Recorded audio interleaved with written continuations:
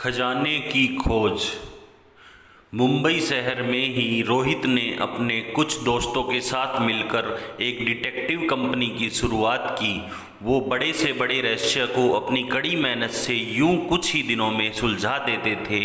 एक दिन रोहित और उसकी टीम को पता चला कि शहर में एक फ्लैट बहुत दिनों से बंद पड़ा है और बहुत से चोर उस फ्लैट में घुसने की कोशिश कर रहे हैं, लेकिन सिक्योरिटी की वजह से कोई अंदर नहीं जा पा रहा है और जो भी अंदर चले गए तो उन्हें कोई कीमती चीज़ नहीं मिली है। लेकिन ऐसी अफवाह है कि उस फ्लैट में कोई एक ऐसी कीमती चीज़ है जिसे उस फ्लैट के मालिक ने वहां रखी थी।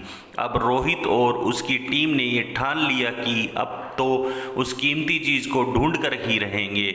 उन्होंने उस फ्लैट में जाने की परमिशन ले ली और अंदर जाने के बाद उन्हें कुछ अजीब सी आवाज़ें सुनाई दी।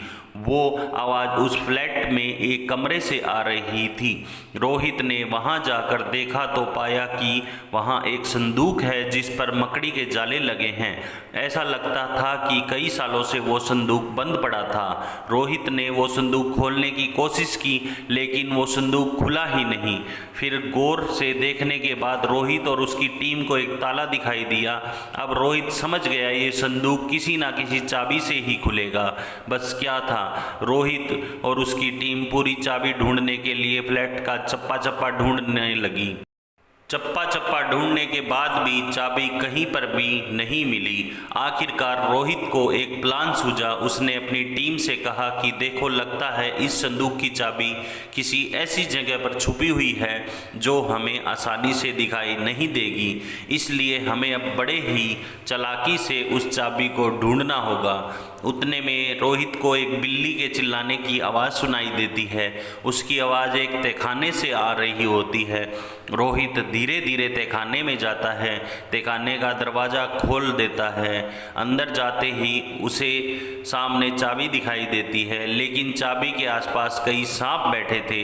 रोहित बड़े ही चालाकी से वो चाबी वहाँ से उठाई और ज़ोर से भागकर वहाँ से निकल गया और तहखाने का दरवाज़ा बंद कर दिया। उस चाबी से जब संदूक खोला गया तो उसमें एक बहुत ही कीमती अंगूठी निकली। रोहित ने नम्रता दिखाते हुए वो अंगूठी शहर के ही म्यूजियम में दे दी। दोस्तों, ऐसी ही सस्पेंस वाली स्टोरी आगे भी और दिखाते रहेंगे।